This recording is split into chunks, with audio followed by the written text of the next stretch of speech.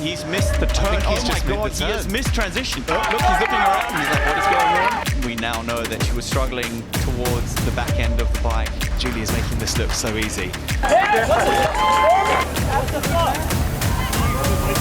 Good morning. Just 2 races left of this epic 2025 T100 season. We've made our way from wild Wollongong to the desert of Dubai. Jan, kick us off. How excited are you to be in Dubai? Matt, it is fantastic. We're here at the penultimate stage of the race to Qatar. The sun is on, the conditions are on, the athletes are here. It's a wonderful day to follow triathlon. Winning for Hayden Wilde at the moment looks easy. Well, he has torn up the rule book and he's bringing a fun factor to triathlon that I think we haven't seen in quite a while.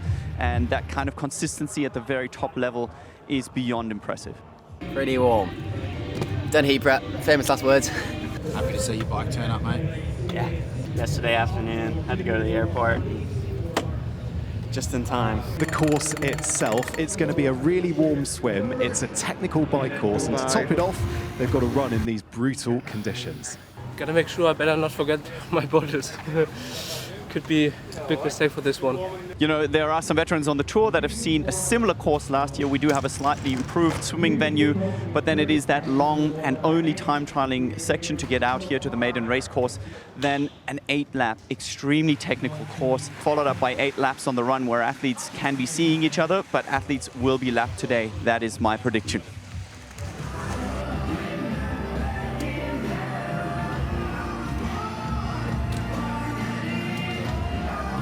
Martin van Riel, our 2024 world champion, returns.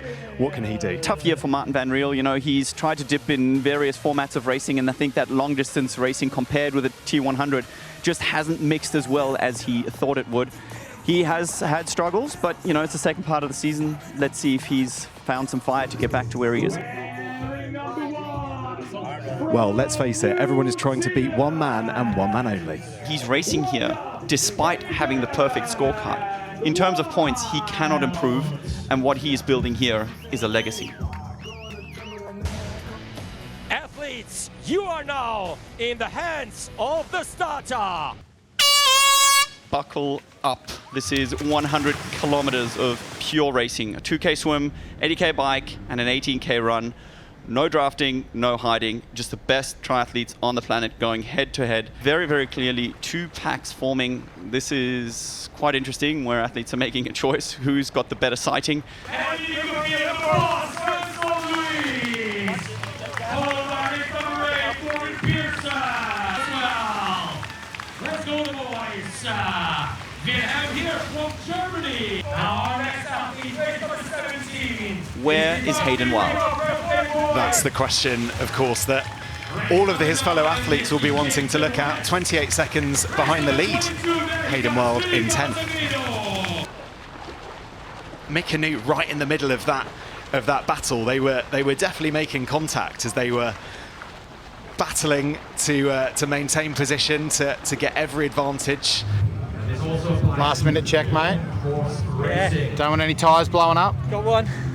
Yeah, it was Jake's front wheel. Put a neutral wheel in already, so we'll now tube up or redo the tyre on his wheel and then get it into the neutral support back out of the course. Our athletes get ready to exit the Dubai swim course. That's Morgan Pearson quicker way who's around taken to do over. it. Yeah, so it is. Look at him, and we've heard that he's in great shape. You know, he is heading for probably his one weak link, and he's going to try and make sure that he's out first on this very technical first section. A big bump there, but here we go. This is Mick and Newt at the front of the second group. Hayden Wilde just behind, and Hayden Wilde there, Jan, he's just racing in his tri-suit. No swim skin for him. And he has got a quick transition, and he is somebody who's not afraid of riding by himself. And we see Mathis Margier here.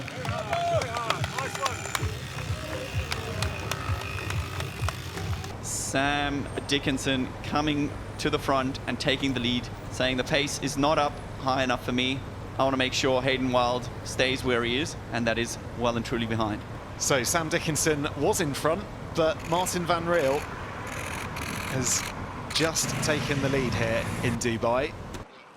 Mika is definitely making sure that Mathis doesn't head up the road without him. Well, consistency has been the name of the game this year, hasn't it, for Mikinu? 2 second places, 2 third places as well. The next step for him, though, is beating Hayden Wild.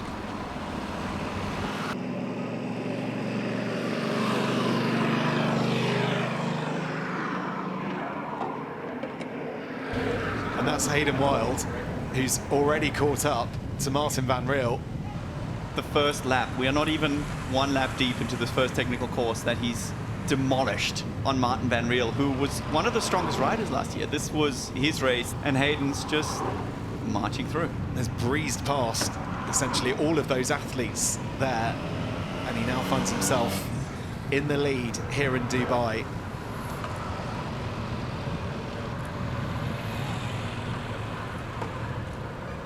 We're going to turn our attention to the women's race.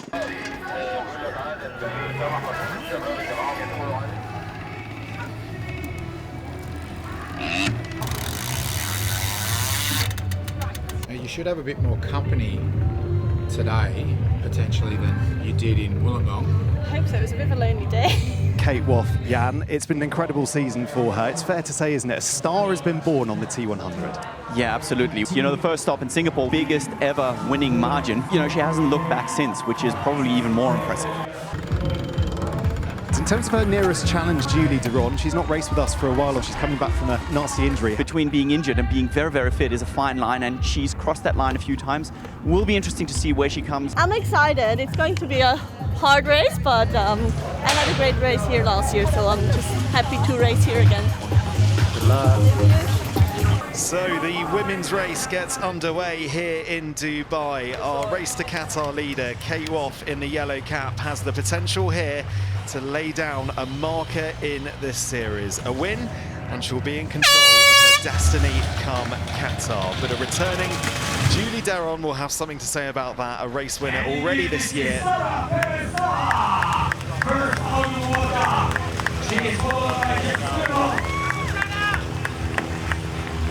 Also in there, Kate Woff. Now Taylor Spivey.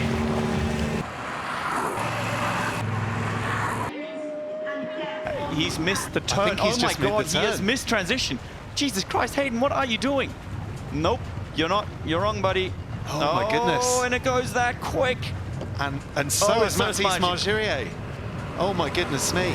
Oh, Martin Van Riel as well. He's Riel. missed that opportunity. I don't think they'll know what's happened. No, of course not. They're not going to see any bikes, and they're going to be like, oh, look, he's looking around. He's like, what is going on?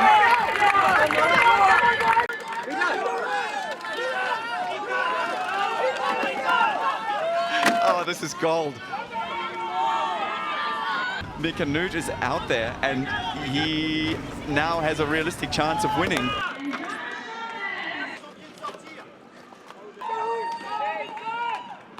Hayden is now going to put on his shoes, and we're going to see his run. You can see Sam Dickinson there. He's exactly 2 kilometers behind. This is the moment that Hayden Wild knows he has stuffed this up well and truly.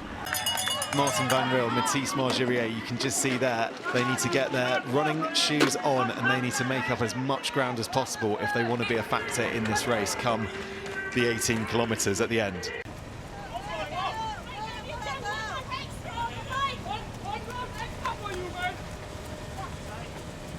He's adamant. He is convinced. Yeah. He is absolutely convinced he's right here. We did not. We're at 76k. Yes. So did I. So you had 1 lap. He still doesn't believe it. About to lead the swim. Will be interesting to see where Julie Duron is. And it looks like Kate Woff on the right there, so really setting herself up. Jessica Learmonth out in front. That's then Taylor Spivey in second, Kate Woff in third, and Sarah Perez-Sala 33 seconds back for Julie Duron.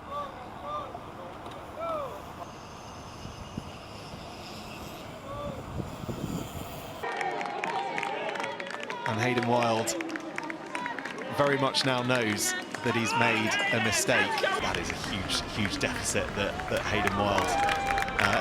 He will chop it down. Hayden Wild. He will chop it down.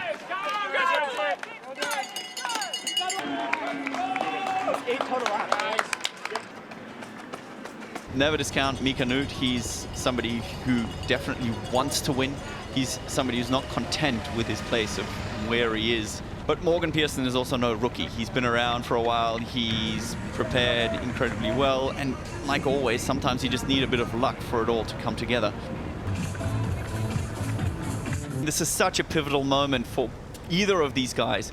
They're coming so close to winning the biggest race of their life. And right now, we have a dream being taken from one, the lead going to Morgan Pearson. I mean, these two guys are going to be battling hard for this, but this means so much more. This race is mine. I want to get hold of it. And we are not too far away from our winner for this year's 2025 T100. Ahead of him, the potential to win his first ever T100 race. In a field like this, the T100, the pinnacle of what he has achieved so far, and he will well and truly savor this. It is a great piece of work that he's put together here. Oh, Morgan Pearson. No, Mika Noot. No, buddy, you have not won this race. Oh my God, the drama keeps going. Yeah, it looks like. We're trying to work this out. Oh my goodness. Has Morgan Pearson now counted wrong as well? Vincent Louis, he's also convinced he's finished. Louis. Oh my God, is this? I wonder what is going through Morgan Pearson's mind. He won't know what's happened. The strangest finish line reactions of any of the athletes we'll see all season. Oh, this is going to be heartbreaking. Morgan Pearson, he still thinks he's in it. And Morgan Pearson might be in for a bit of a shock here when he sees all of his fellow athletes. And now comes our next. One more lap. What happened? This is madness. This is absolute madness. No way. Just had one lap to go. While that is happening, of course, we have a women's race underway. Jessica Learmonth, Julie Duron right at the very sharp end at the moment. And Julie Duron has returned to the T100 for the first time since her race in London. She had a bike crash that's really stalled her season, but she's back.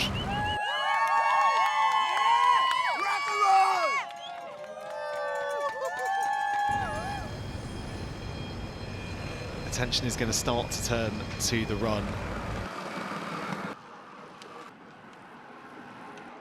Oh, Julie getting ready early. I was going to say very early. I don't think we've seen anybody take their shoes off before the bridge or loosen the buckle. Julie being aggressive here. Yeah, up wow. to transition.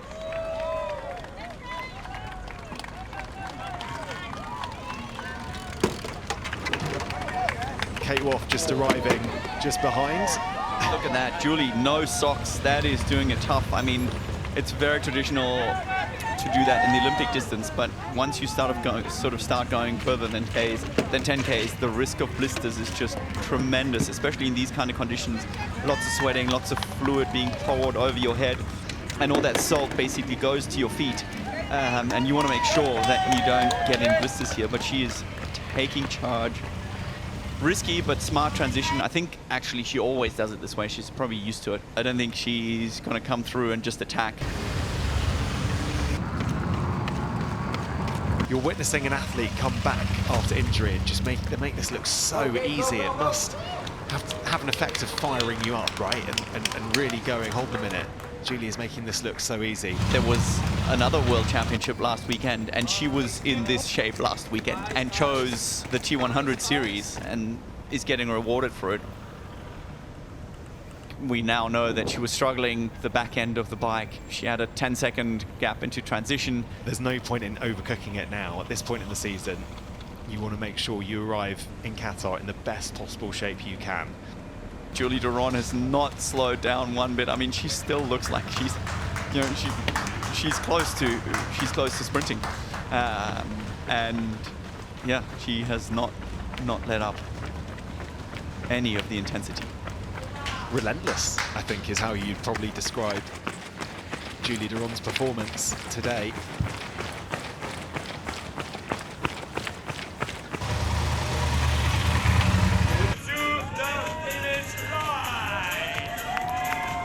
Julie Duron here enters the blue carpet. You can see how much this means to her. It's been an absolutely relentless performance. Returning to the T100 since London, she wins here in Dubai and her second win on the T100. Yeah, she's gone straight out of shot. There she is. You can tell how good she feels because she because she has the energy to go and find her mum. Extraordinary. I wonder what's going through her mind. She doesn't look quite as fresh as Julie does.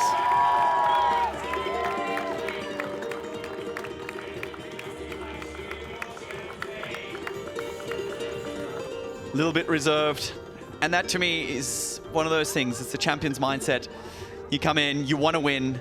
And, you know, once you've set that step, it's just hard to accept anything less and get, you know, really fired up. Sitting by herself, that is the irony of coming second. All the focus, all the attention is on the champion. And that, I think, might even be the best thing that could happen to her Qatar campaign. It's something where she knows she needs to be on her A game. And all the interest, all the interview with Julie Duron, it's such an iconic thing of sports. The winner takes it all, signing autographs, while Kate is sitting by herself, pouring some ice water over her head. Great swim, super aggressive on the bike, and she gets rewarded with another podium position.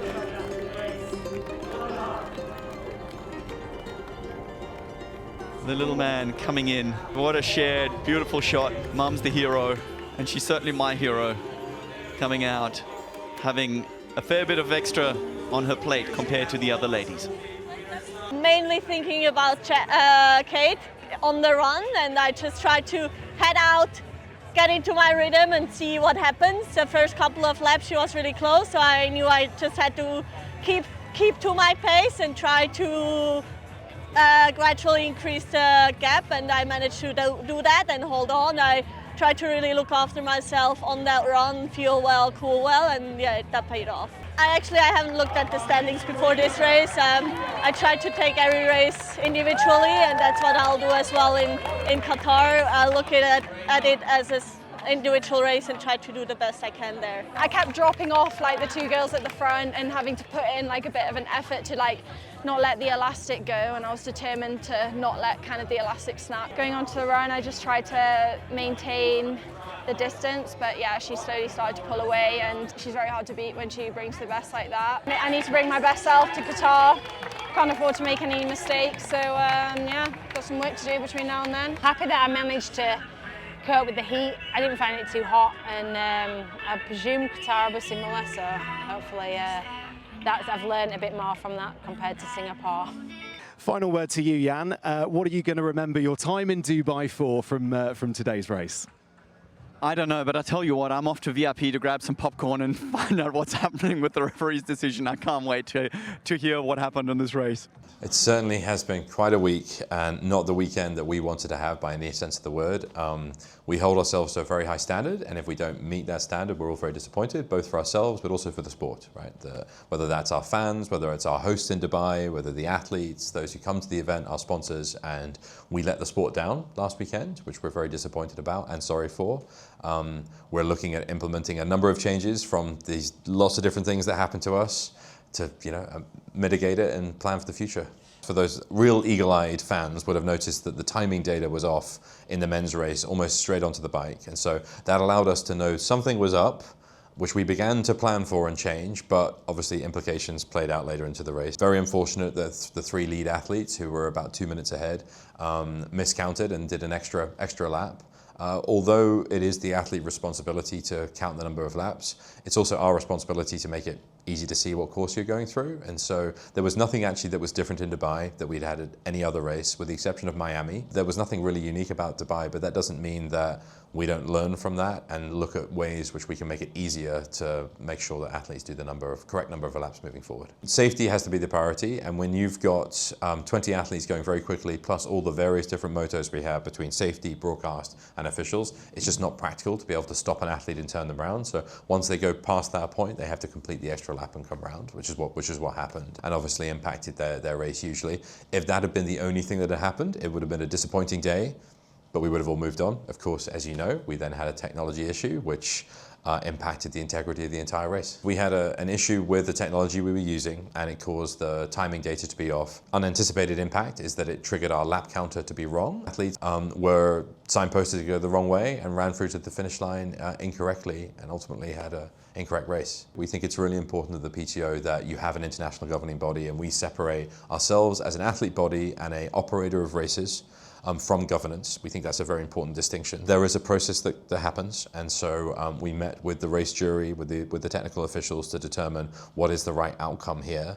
And actually, one of the World Triathlon rules is that if a timing failure happens, or if a data failure, I should say, that you can use the last correctly collected data point for the outcome of the race, which is what we ultimately chose to do. We always take athlete feedback into everything we do. And so one of the things we wanted to do as the PTO was speak to the athletes about what happened and then factor that in for the race jury to make a decision. And that's ultimately what happened. And it led to the race jury deciding that we had enough data and correct data that we could preserve the integrity of the race. And so we were able to use the timing data that we had on the 7th lap to ultimately determine the finish of the race. What everyone can be sure of is that we learn from the mistake, we go and implement extra processes that even in that edge case of a technology failure happening, that there's a manual override that we can ultimately preserve the integrity of the competition. Because to us, that's the most important thing. This is athletes pushing themselves to superhuman levels, and we need to be able to provide a superhuman race environment for them to go and perform. No one is more disappointed than us, and you can be sure that we'll be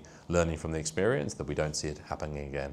I feel good. Like, obviously it was a crazy, race with everyone the miscounting of laps and all that stuff going on. But all that aside, I thought I had a strong race. I've been good on the swim and the run, and I think my bike, I felt very strong early on, and then the heat got to me a little, and I was kind of struggling maybe a bit in the middle, but I think I knew that, it's a triathlon, so the run, if I had a good run, I could put minutes onto a few guys, and it's kind of what happened. I think Hayden and Martin would have been hard to beat if they counted their laps correctly on the bike, but I still think I probably would have been competing for a podium regardless. So for me, like, coming off never finishing the top 5 to that, like, taking away those, it shows progression, and I'm happy about that. Yeah, I mean, obviously I think today was probably similar conditions to what there'll be in Qatar, so I mean, it gives me loads of confidence. I mean, I raced really well on the bike. I didn't quite manage to keep up with Hayden, with Mika and Majid at the start of the bike. It was just a little bit too much for me, but yeah, I managed just to keep my power numbers, and yeah, gradually I was just gaining positions and catching the guys that were dropping off the front. So yeah, also on the run, it was a really good run for me. So yeah, I'm happy with my position, and yeah, it gives me confidence going in the final, and yeah, battling for that top 10.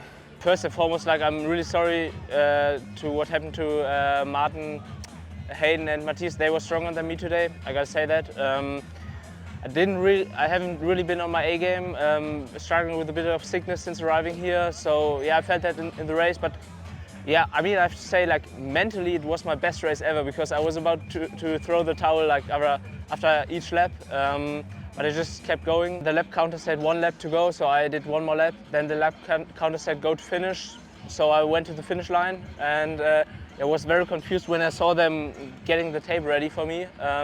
But I was still like, okay, maybe the top 3 get the tape here. They do it at some other race as well. So I raced the tape, and in that moment someone told me you won. And I'm like, what's going on here? Now I gotta get healthy again, and then last push towards Qatar.